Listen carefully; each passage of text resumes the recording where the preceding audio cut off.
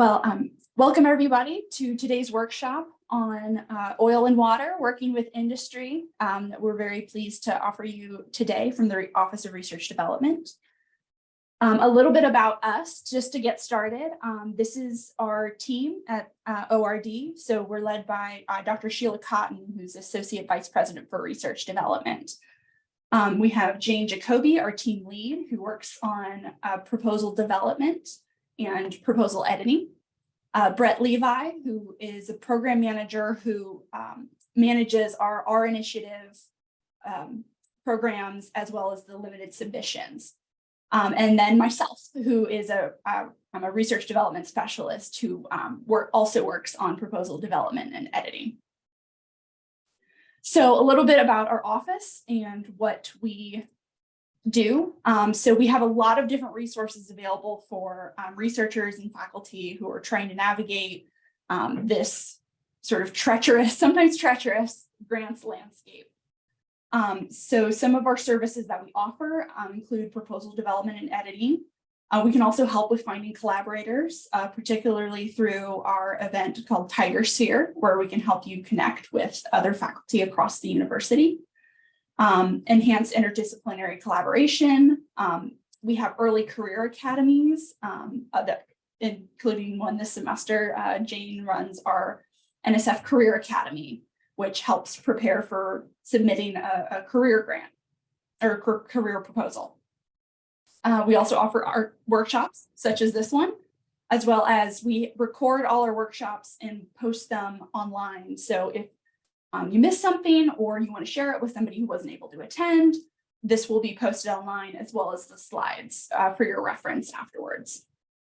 And then also coming very, very soon, we'll have a proposal repository. So with examples of proposals that other faculty have submitted so that you might be able to get a template or an idea of, how to get started or what different sections of proposals entail.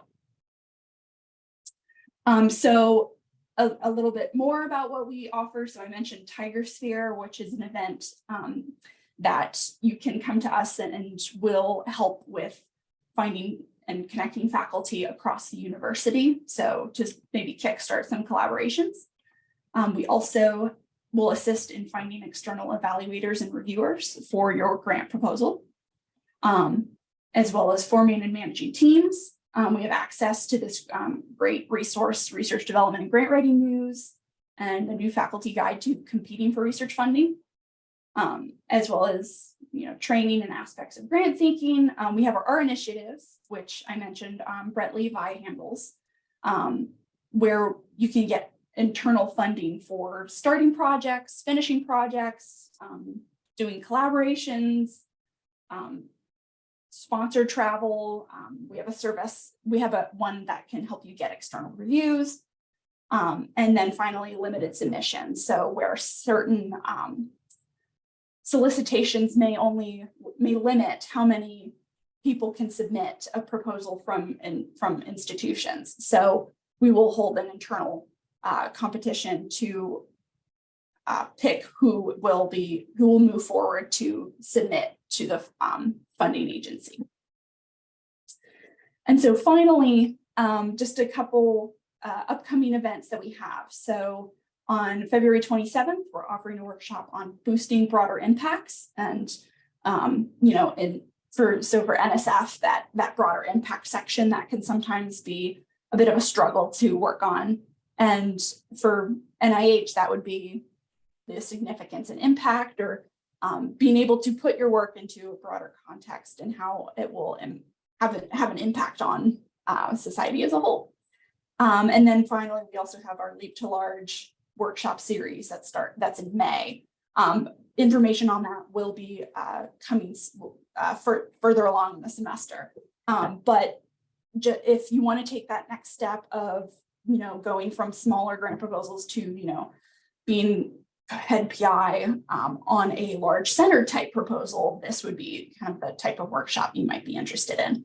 So to register for these or get more information, you can visit our website at the events page, and this will all be listed out here, and you can including details for registration. So with that, I'm going to turn it over to our speakers Today, we have Joanna Floyd, who's the director of the Office of Industry Contracts, as well as Chase Casper, who's the senior deputy director at the Clemson University Research Foundation. So with that, I will turn it over to their very capable hands, and they can give us all the information about working with industry. All right. Everybody see that? Good. We're off to a good start. Chase and I are in the same room, so he's muted because we get feedback when one of us talks. So as Morgan said, I'm the director of industry contracts, and Chase here is the senior deputy director of the Clemson University Research Foundation. So we're going to talk with you today. Thank you to ORD for letting us present today, and thank you all for participating. If there are any questions during the presentation, feel free to drop it in the chat. We're fine answering questions as we go. If we don't get to them, we'll get to them at the end. We get a lot of questions. I know I do. I'm sure Chase does from researchers who are interested in working with industry, but they don't know where to start. They don't know which offices can support them. Where do they go with questions?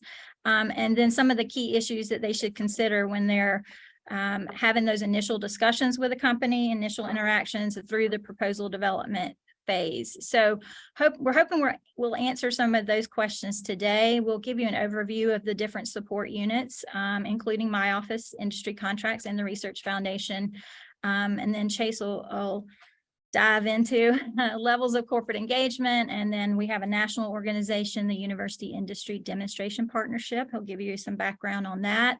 And then we'll both tackle some key issues in research collaborations. And we'll touch on at the end research-related agreements, just so you're familiar with those and what those are and how to request those. So if you have any questions, like I said, just feel free to ask. So this slide kind of shows the different steps of an industry research collaboration. And we're focusing on research collaborations today. There are other engagements with industry for other purposes, but today's discussion is focused on research collaborations, the proposal to award process. The steps, industry engagement is a starting point, interactions with the company for research purposes. We move through proposal development, processing, contract negotiation processing, and then, of course, when we have an award negotiated, then the post-award activities. And you can see here the different offices that are in bold are the lead support units for that particular step of the process. The other offices listed are supporting. But you can see the Office of Industry Contracts and the Research Foundation are involved in most of the steps in this process. So that's why we're here today. So my office reviews all sponsored research proposals to industry. We are responsible for drafting and negotiating research agreements and research-related agreements with companies. We work with you to make sure that our agreements are complying with university policy procedures, federal regulations, requirements. So our job is to support you, but also to mitigate risk for the university. So we do the fun paperwork part of this process. So this is just a snapshot of the proposal to award process.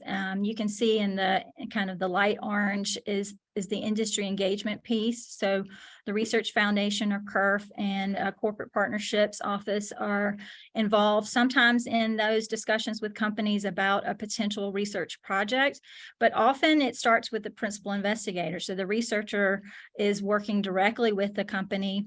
A lot of our researchers have graduate students that go work for a company, and so they have a connection already, and so they bring the company into the discussions about what Clemson can do and what research can be performed. So you may have different offices involved, or it may just be the researcher working directly with the company. But the proposal process internally, the routing process, starts with the principal investigator routing that proposal through the college pre-award office, and then unlike non-industry sponsored projects, that office will send it to my office. So you can see kind of where my office fits into the bigger picture. We negotiate the sponsored research agreements with the industry sponsor. The offices in blue or the units in blue, we're dealing with those depending on the scope of the project. We could deal with more of those groups during the negotiations. And then once we have all the terms and conditions complete, we process it to Grants and Contracts Administration, and they kind of take the post-award responsibilities from that point. But I just wanted to give you this picture early in our discussion so you can kind of keep in mind where all the offices fit together in this process. Okay, so Clemson University Research Foundation is an affiliated organization that works to support the research enterprise. And as you can see, it's been around for almost a little bit over 40 years now. A large part of its function has been in what we call the technology transfer services and intellectual property. And a large part of our role is to help maximize those opportunities for the Clemson University Research Enterprise. And as such, we work very closely with Joanna and her team with regard to industry relations.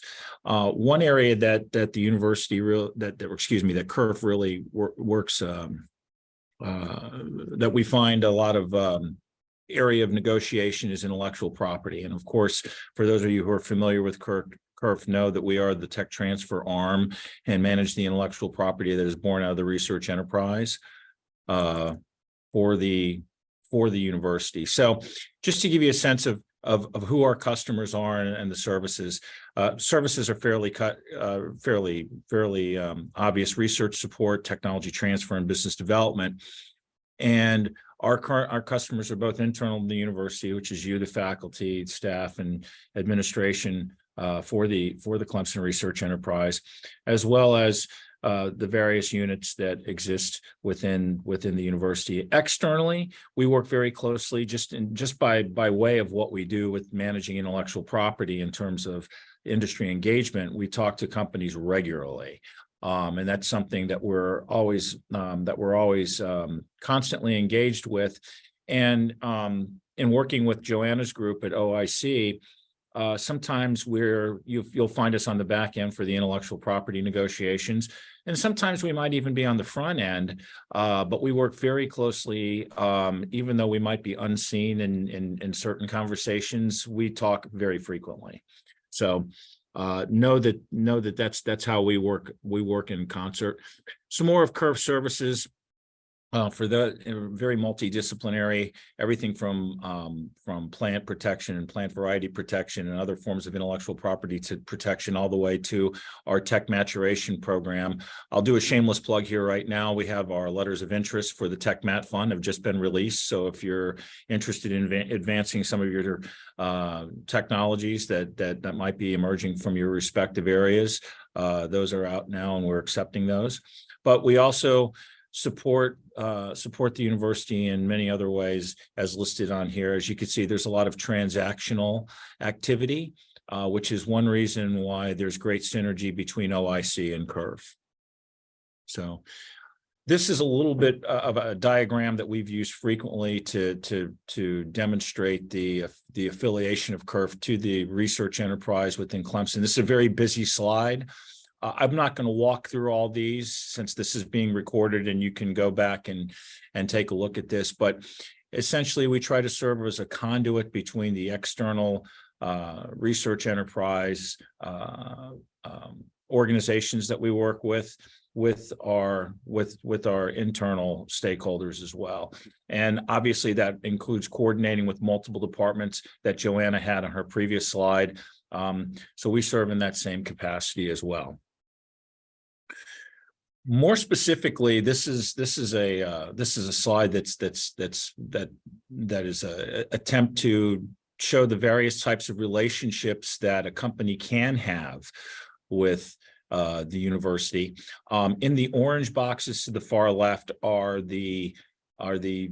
typically the research engagement, initial engagement types of relationships that we see most commonly with our industry partners: sponsored research, licensing, student engagement, SBIRs, STTRs.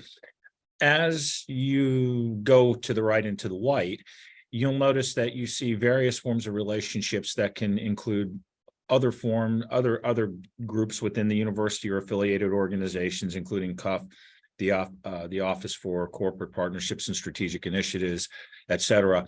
And you can see that an industry partner can have a very multifaceted relationship with the university.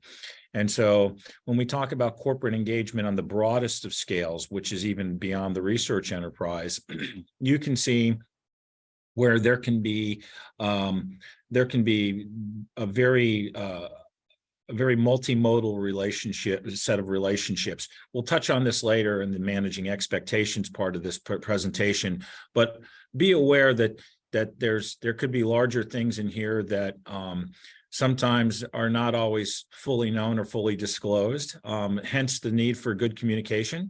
But we work very diligently to try to get our arms around those various forms of relationships.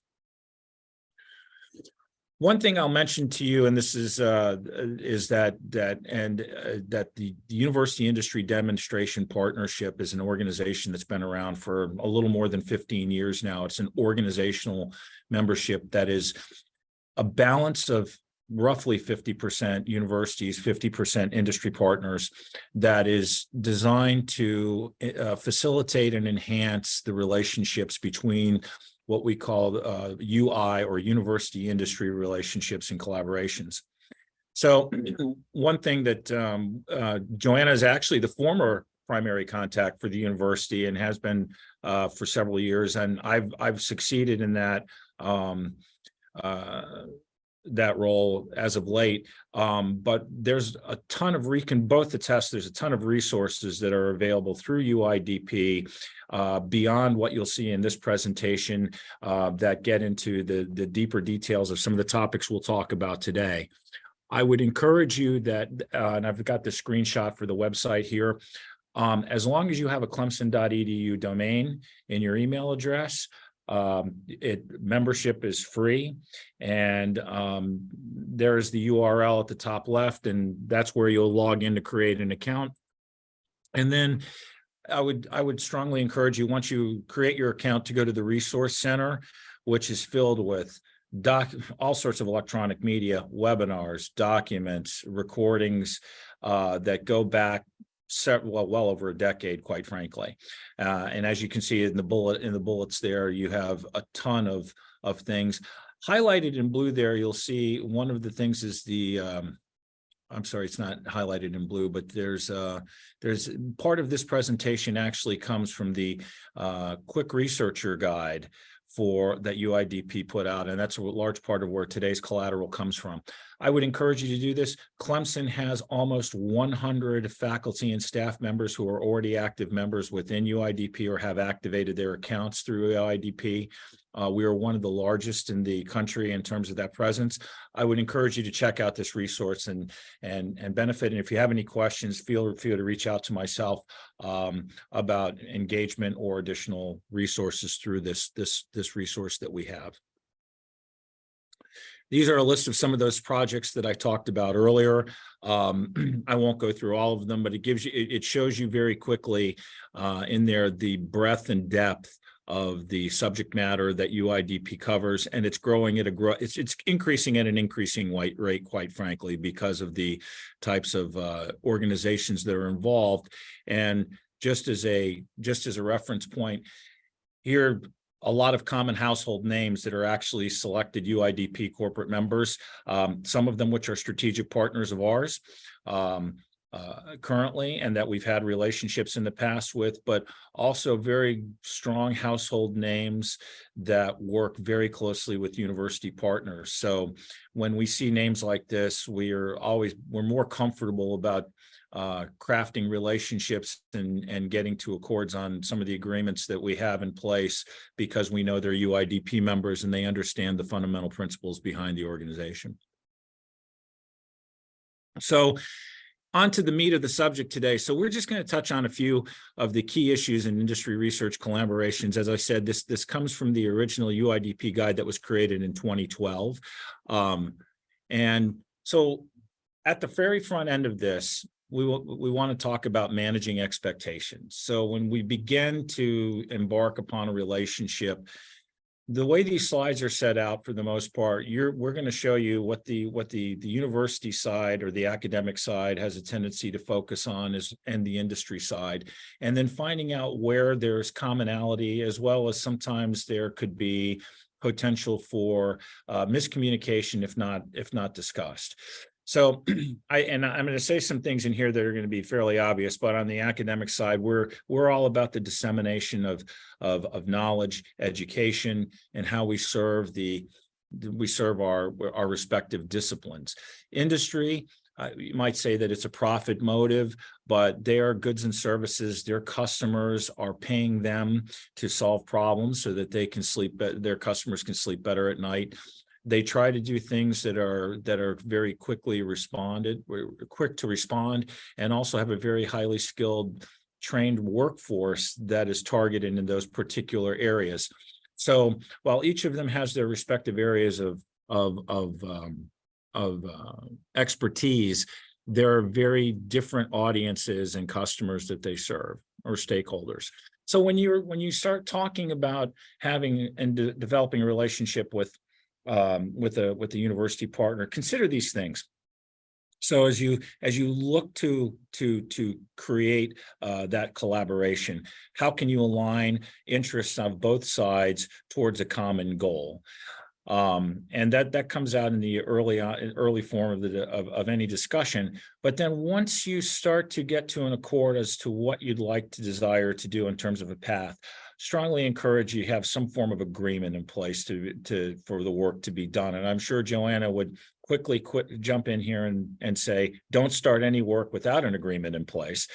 But our offices are designed to help coordinate these details.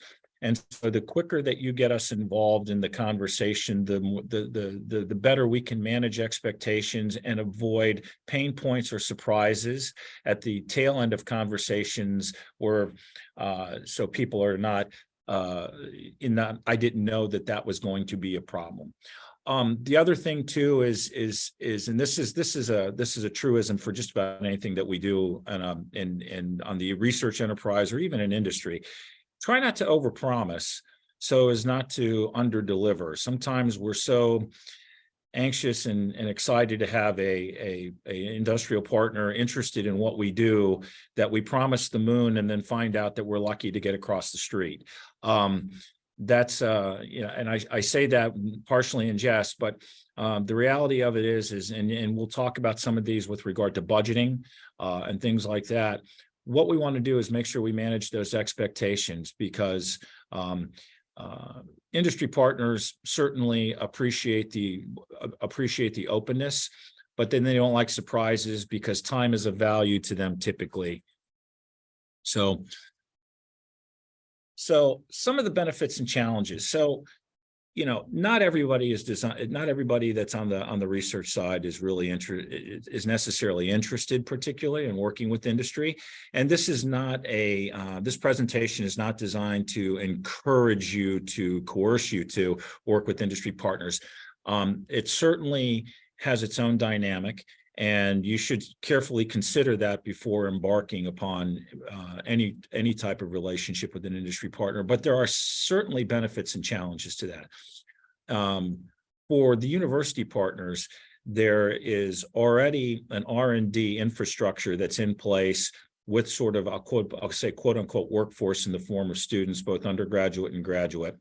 There's intellectual property in the form of innovations. But there's those are things that are very alluring to an industry partner. But the other thing is that you get into a timeline that could be a competing responsibility for the researcher who has federal granting opportunities or projects that are already ongoing, that may require by your industry partner to have a shorter fuse and that might interrupt the way a lab is run or scheduling is. And then also there's the longer term view. The one thing that we have on our side is the fact that we're looking for the long-term view for paradigm shifts in research. And sometimes that takes time for those innovations to take root and have market acceptance. So That's the way that we have a tendency to operate. Our timelines are a little bit different. On the industry side, they're also interested in intellectual property, but they're also interested in making sure that their competitors don't get their hands on that intellectual property. It's very timeline and deliverable driven. And what I mean by that is there's probably a paying customer that's sitting behind this, or a paying set of customers that are driving their desire to come to a solution or out jockey certain competition out in the marketplace. One thing that we work very closely on that is also a challenge sometimes is about publication delays and confidentiality. I won't speak, I'll sort of speak for Joanna here. We work painstakingly hard to protect the publication rights for faculty in making sure that those things are not unreasonably withheld. And we typically have been very successful, with probably very few exceptions to those rules, of making sure that publications still happen, because we all know that that is what the TPR walk is all about, is publish or perish. The other thing is, again, going back to timeline, it's the short-term vision. So we think in semesters, they think in quarters. And sometimes those things can blend together, and sometimes they might not blend together so well. But just keep that in mind in terms of those benefits and challenges. So, and I apologize, I'm lagging on the slides, but these are the areas that you want to be considering as you move forward. Establishing contacts. Again, this happens in so many ways, shapes, or forms. Even though we're the tech transfer office at Kerf, quite often our industry partners find you before they'll ever talk to us. That might be the same for you too, Joanna. I don't know, but you're so well published and so findable out in the internet, whether it's Google Scholar or wherever. They know how to find you and your expertise. So it's not unusual for them to bypass us completely and talk directly to you. In fact, I would say that's probably the majority of what happens. And so just know that that's not unusual, and to loop us in when you feel that it's appropriate. But also align your goals and objectives in terms of knowing your interest and what the university's interests are as well. That's something to keep in mind as you establish contacts, and that there might be a larger picture at play here, especially with some of the name brands, like, for example, that were on one of the previous slides that I'd shown. And then make sure you capture the appropriate value for the work to be done. Don't fall into the trap of chasing dollars for the sake of chasing dollars, and try not to leave money on the table. One of the things that's very interesting, and I think Joanne will touch on this, is when you're crafting a budget, we don't need to submit the equivalent detail that we would submit to the NSF that we need to submit to our industry partners. They're just interested in probably one or two numbers and not all of the details. And Joanne will go over that in more detail. In industry, they use various mechanisms to find you. They typically would like to have a non-disclosure in place or a confidentiality agreement in place. However, we don't really need to know all their trade secrets, but some of their information may be sensitive, but that shouldn't prohibit you from publishing. So be aware that in order for a conversation to advance, they might require a confidentiality agreement. And I would suggest to you that this is a good sign, because this means that you've taken the conversation to the next level of progression, which is always a very encouraging thing. But the biggest thing that you need to consider is figuring out who the right point of contact is. So when you start to have that when you're talking to your industry partners, make sure that you've captured exactly what the problem is that the nature of the problem and what is to be solved, and the solution that's being considered. And then think very carefully through it in terms of the statement of work. And sometimes we see some very broad things that don't necessarily capture the nature of the work to be done. And, seek guidance from Kerf or OIC or the other appropriate. I have just Kerf on here, but this should really be OIC as well as OSP or any other the units within the university. There may be other forms of research administration that needs to be taken in consideration for these things. So, keep an open mind as you go through. I think we're good. Okay, I'm going to talk about proposals.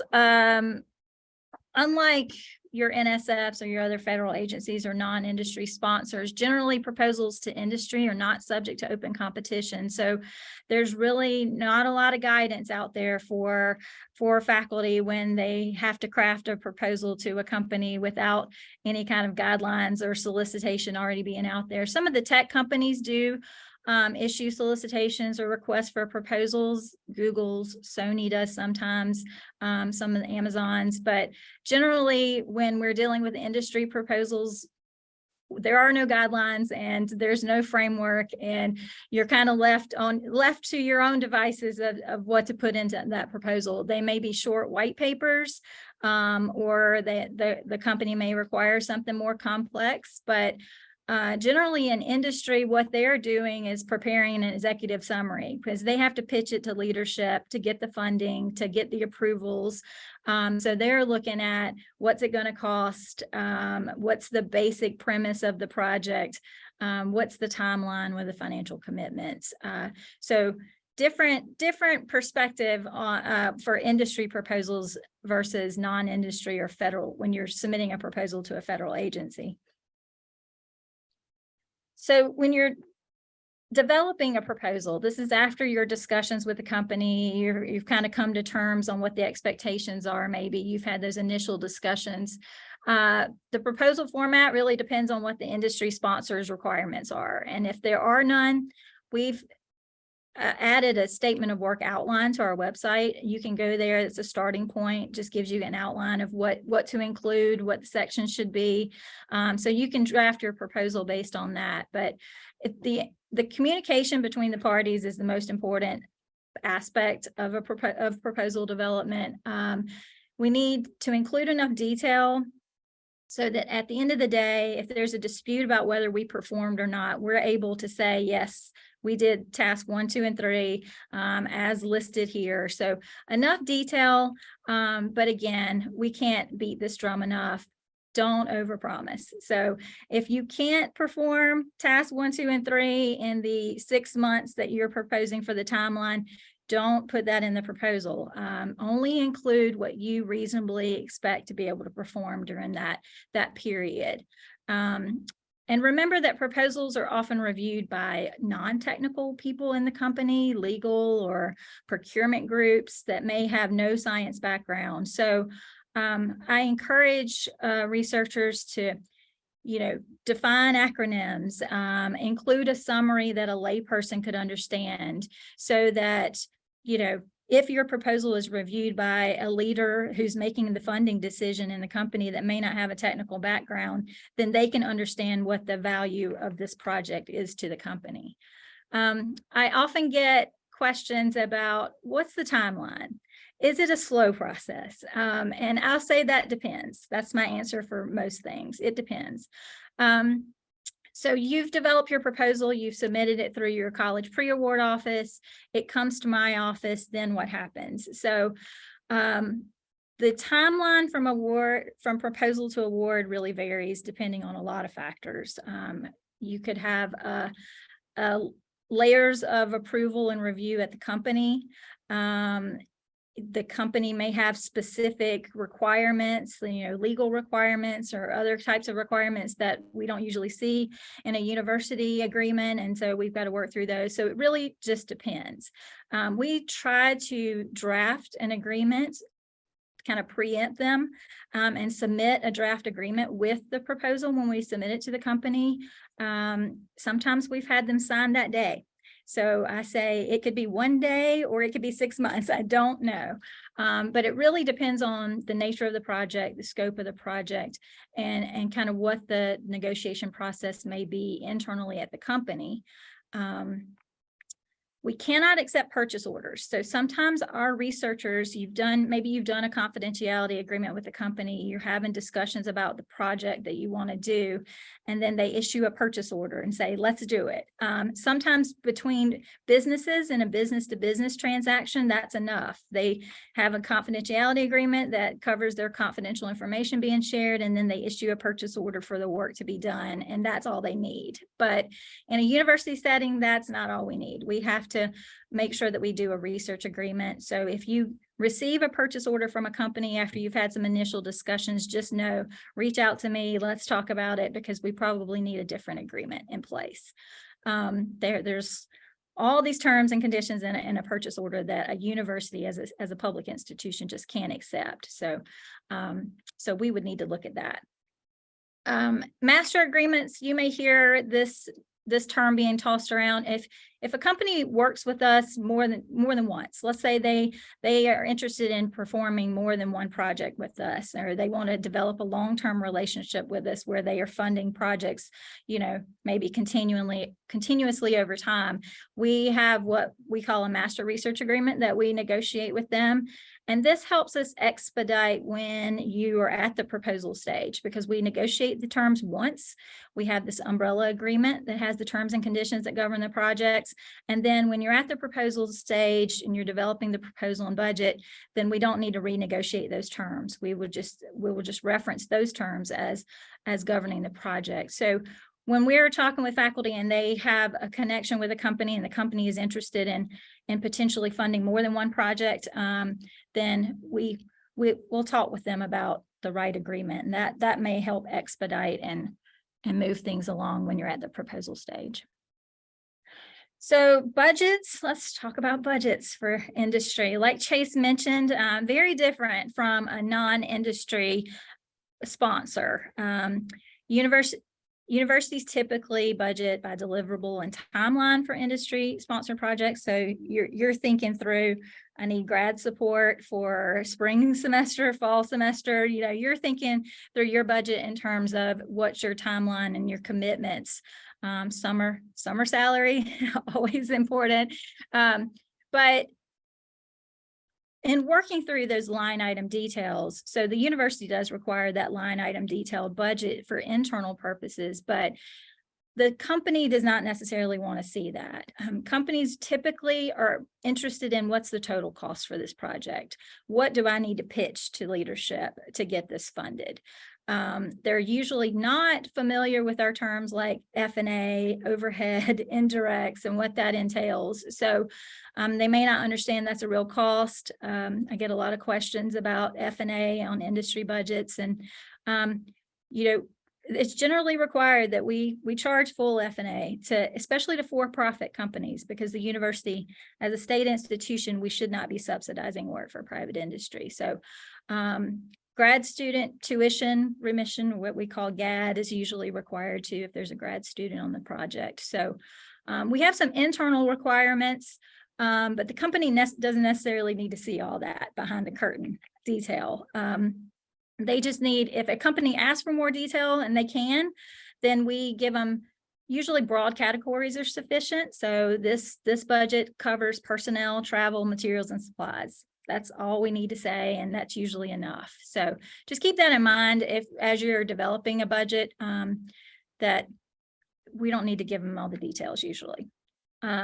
I've noted in here that some companies have philanthropic funds available to support research. So we're not really talking about gift funded or donations for research today. We're talking about sponsored research proposal award process, but just be aware that companies do often say they have unrestricted gift money available. And then they want a detailed proposal from you with a detailed budget of how you're going to spend the money.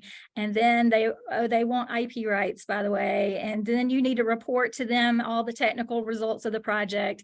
And so that's not a gift and that's not a donation. If there's a benefit back to the company, or there's a quid pro quo in some way, then that is likely a sponsored project, and we need to treat it as such and route it through the appropriate offices. So if you get, if you have a company that says they have unrestricted funds available, philanthropic funding, they want to make a gift, let's talk about that. Reach out to me. We have other offices within the university that do help with and support you with gifts for research, but we really need to, we kind of tackle that as a team, because we need to look at the details and what they're actually requesting.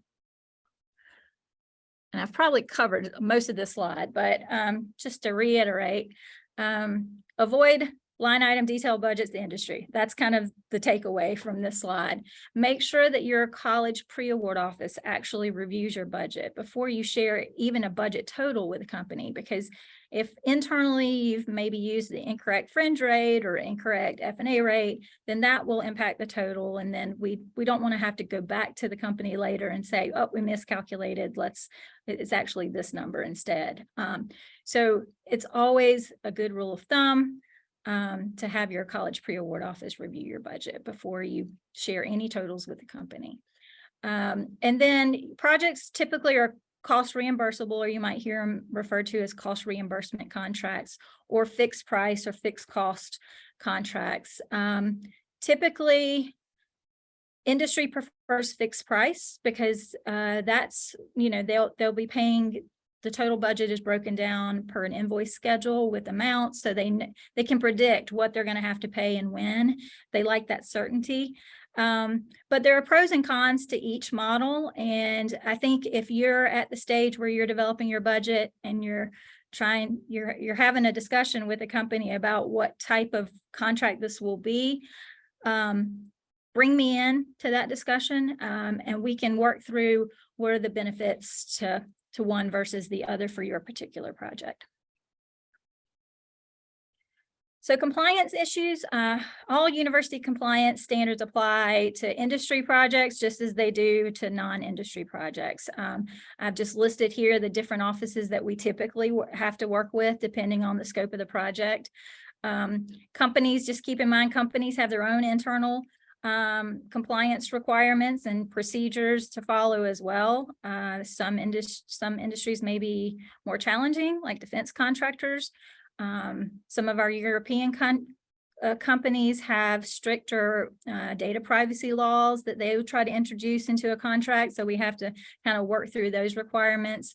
The defense contractors may have more requirements on data management and security for us than some of the other sponsors may have. So these are some of the things that we just have to work through when we're negotiating your award with them. So consider these. External funding follows all the same Clemson rules and procedures when it comes to compliance. Your proposals are submitted through your college pre-award office, like I said earlier, just like other non-industry proposals are. And we do those compliance checks during that negotiation period. All compliance reviews have to be completed prior to award. So just like any non-industry project, we have to make sure that all of those compliance checks are complete. Again, industry funded projects may have additional rules imposed by the sponsor. So it's really important. We always send the agreement out to the principal investigator. We want them to read it. We want them to understand it. We actually ask them to acknowledge that they have read and understand it. And they're responsible for sharing it with the team, making sure their team, including students, whoever's working on the project, is aware of the terms and the obligations, and we'll have them acknowledge as well. Only authorized officials can sign though. So we don't expect you to sign on behalf of the university. That's the director of sponsor programs or the vice president for research. They're the authorized officials to sign, but we do expect you to read and understand. We have some fast readers at this university. I'll send agreements out and 5 minutes later, I get an acknowledgement back that I've read and understand all of my obligations in this 20-page contract. I'm a little skeptical, but I'm a slower reader. So, maybe they can read that quickly, but we do want you to read and understand the terms. I mean, it's important, especially with all these compliance obligations that may not be typical for the university. Confidential and proprietary information. So this is just kind of a topic for you to be aware of. You can expect that in an industry sponsored project, they're going to require confidentiality language. They're going to expect to share confidential information, even though we discourage them from sharing any information that's not absolutely necessary for the project, for you to perform the project.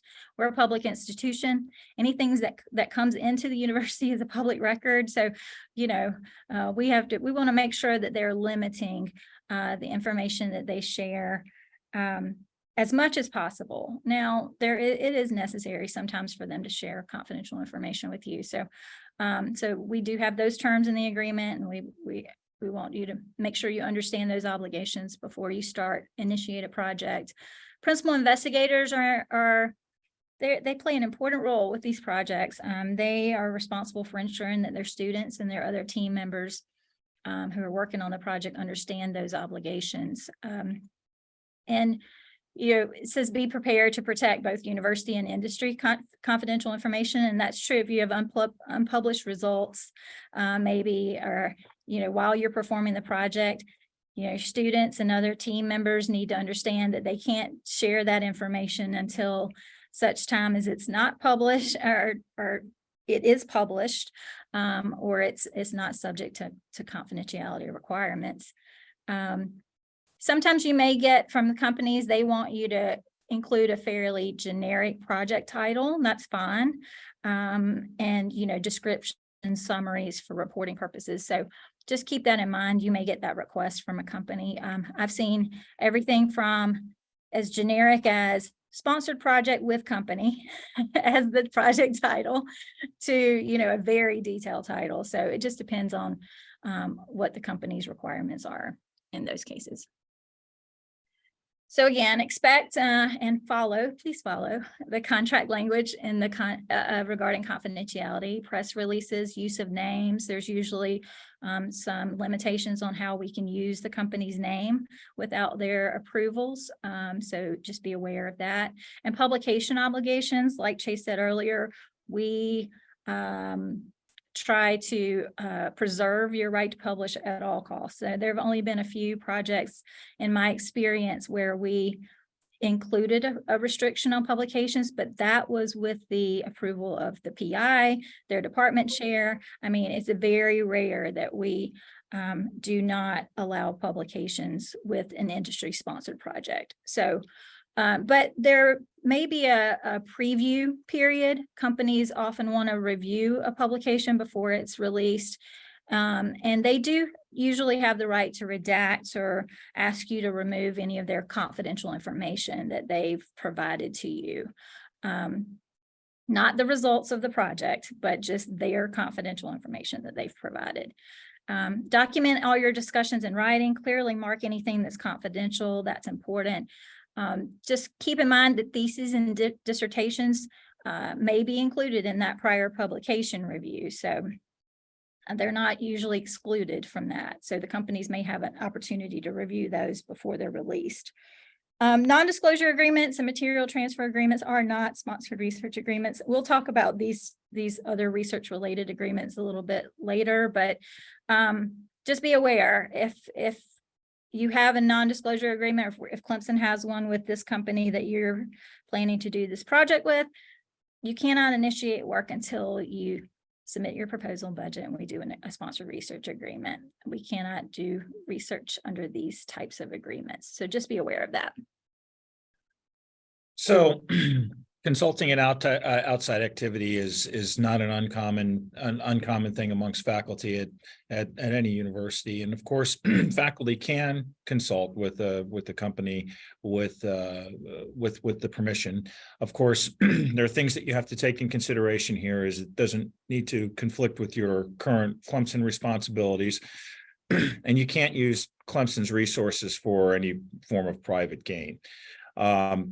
Also, you would need to map out any form of conflicts of interest. So if you're having a relationship with an outside company, but you're also bringing in sponsored research agreements, there'll probably need to be some sort of mitigation plan. Of course, there are instruments within the university and departments that help with this process. So it shouldn't be viewed as unovercomable, I should say. So we do have people in place that help you to draft up certain plans for that. If you have a startup company and are actually having relationships that are even beyond that, maybe you're licensing out your intellectual property that you've created out of your lab, that could add additional layers of complexity. So be aware of that. Industry partners will consistently use consulting agreements. They absolutely love that because university faculty, researchers give enhanced credibility to the narrative that they're trying to tell regarding their product or service. But Clemson itself does not sign private agreements. And to tie back into a little bit of the topic that Joanna talked about just previously regarding NDAs and MTAs, be wary of the NDA or MTA and what party is actually being asked to sign it. If it's Clemson or if it's you as an individual, because you as an individual does not have the protection of the university if you're signing it on your own behalf. So you need to, if you read something, there's something that you should be reading is, are you the party or is Clemson the party? If you happen to have a startup company, for example, there's going to be clear borders that are desired for intellectual property rights within those contracting mechanisms, because again, the IP is the thing that gives a clear competitive advantage. So again, you need to also be careful of any kind of consulting agreements that rely on Clemson's resources, generally speaking, and that includes not only facilities and equipment, but students or other faculty and staff. So it's one thing when you're consulting, as an individual with the company. It's another thing to be leveraging the resources that are Clemson owned or other personnel within Clemson. So please reach out to your chair, director, or dean as appropriate to start this. Again, we have faculty that do this. It's not problematic, but this is an area that transparency is the best policy. So this is probably the area that I think Joanna and I in our collective years within the university is the one that causes us the most heartburn, that can stop an agreement in its tracks or any relationship, is the intellectual property side. And Joanna and I have actually been colleagues for several years at multiple institutions, and we can give several stories of how intellectual property has halted various forms of relationships or enhanced them, as the case may be. And so this is an area that you need to be aware of in terms of from your standpoint, what we call background IP, which is what has been created before the parties got together. The foreground IP, which would include anything that might be created in the future based on the scope of work that Joanna mentioned earlier.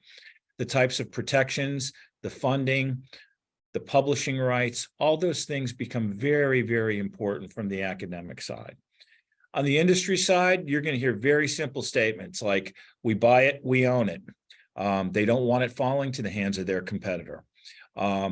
They sometimes like to view universities as the work for hire, which goes back to the we paid for it, we own everything. And this is where it becomes very important. And I want to echo a comment that Joanna made early on in terms of the scope of work and the tasks. Is the intellectual heft, are you solving a problem for the company? Because stating that they have a problem and solving a problem is two totally different things. And you're actually surrendering intellectual assets that should get appropriate consideration for them. And when I say appropriate consideration, that would be resources, remuneration, et cetera. And so, but in industry, for us on the research side, we have a tendency to view IP as the opportunity to talk about innovations and the new creation of things, of knowledge. And it's a cost of doing business on an industry side. And having been in industry myself and having managed an intellectual property portfolio on that side, industry partners don't think much about the intellectual property cost. They're a very serious consideration on the university side. So it's very important to have a very open communication regarding intellectual property or the potential for intellectual property, not only just the background, but what's going to happen in the foreground. And it's very possible that this is an area that could be problematic. On the background side, we may not actually have full ownership to the background IP that's being used. If it's been created under a federal grant, for example, the government may have certain rights, and your industry partner is going to need to know that. Or it may have been created with another industry partner who also has co-ownership rights in that. And God forbid if it's a competitor of somebody that you're actually starting to have a conversation with. So that needs to be given careful thought about what potentially could be in the background. If, again, we've talked about publication over and over. Again, we typically work with faculty on intellectual property, whether it's publications, dissertations, et cetera. That's typically not a problem, but from an industry standpoint, it could be problematic. They may not want certain information out there, and that needs to be carefully discussed. CURF, at CURF, we deal with intellectual property on a regular basis, whether it's patents, copyrightable material, trade secrets, materials, et cetera. We can help you map that out as we go forward. Now, the other thing that we also do is if IP is actually going to be created, we certainly can give our industry partners the option to get the first right to negotiate the exclusivity for certain intellectual properties that may be developed. So some of you may have had conversations in the past who are out there where, and I know that I've had them with certain companies, not necessarily the larger ones that we've seen on the screen earlier, but smaller ones. Oh, we know that something's going to be created and innovation is going to happen, and we certainly are going to develop something that's patentable. And I would quickly say that that's not necessarily true. If it's a true invention creates an aha moment that is unanticipated results. If you know you're going to create something, you probably haven't created anything that's really in the form of something that's new and innovative. So be wary of hearing the statement that we know that IP will be created, because actually the truth of the matter is you don't know. If you did know, then it's not really that innovative. The intellectual property, any invention, innovation should be an aha moment. And for any industry partner, that actually should be an added bonus on top of the work that you're already doing. So there's no reason to sign away future intellectual property rights for the sake of a current gain of a relationship. So, but in those contracts and these agreements that Joanna's group works on, we do talk about timely disclosure of any innovations and what the expectations of both parties are. So Joanna's group will actually we'll go over that with you in the contract that you sign. That's something that we try to plug in, and it varies based on the nature of the party. We may extend the timeline for review out, or who's going to manage the intellectual property costs, et cetera. While there's some nuances to each relationship, generally speaking, we have a tendency to disclose and be transparent about what's been created, and also in good faith, for consideration for the projects that our industry partners give us, allow them to consider pulling in any future intellectual property into into their portfolio if they're so interested in it. At least have them have a chance to review that. That seems to be always a good, I won't call it an olive branch, but an extension of building rapport.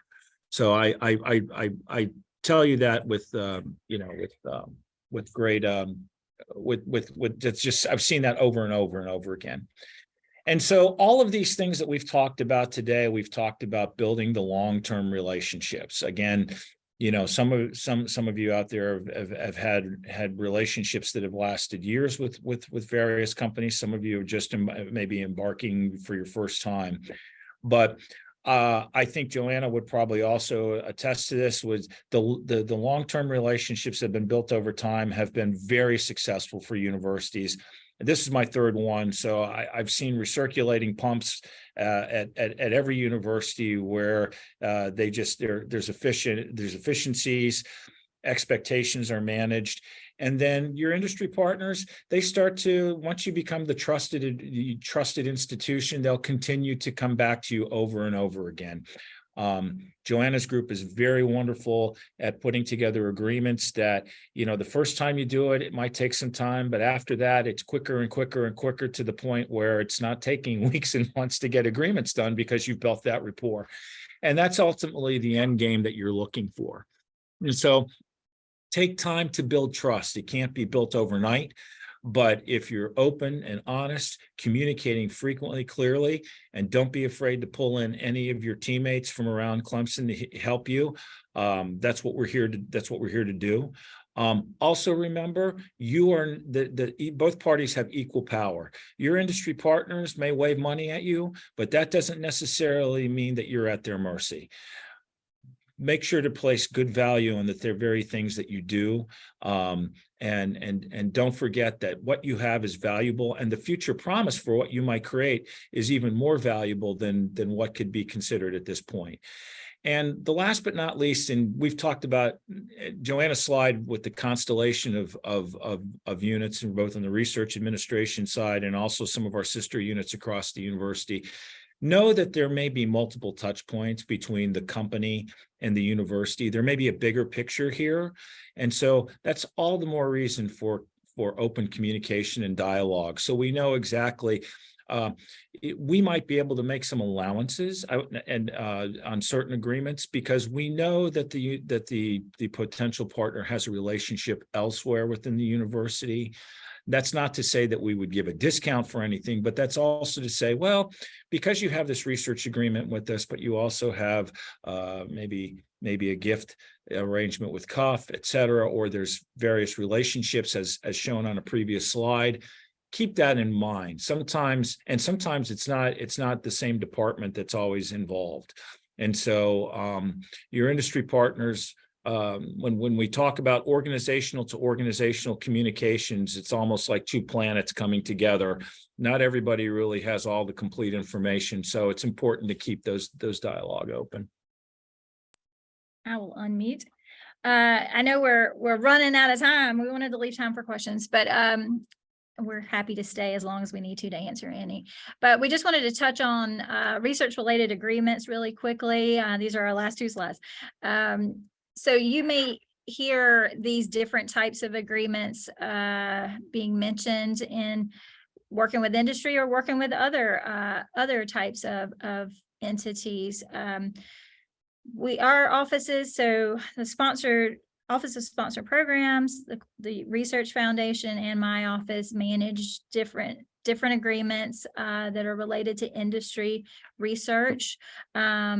This just gives you an overview of the different types of agreements that we may manage. If you're not sure, that's okay too. We don't often know what type of agreement we may need at the outset. So you can go to this link on our website. We have a link to request research related agreements. It's called an agreement request form. And I've noted here for you that they may be managed by different offices, but this link will get you to the form you need, and it is automatically directed to the right office based on the responses in the form.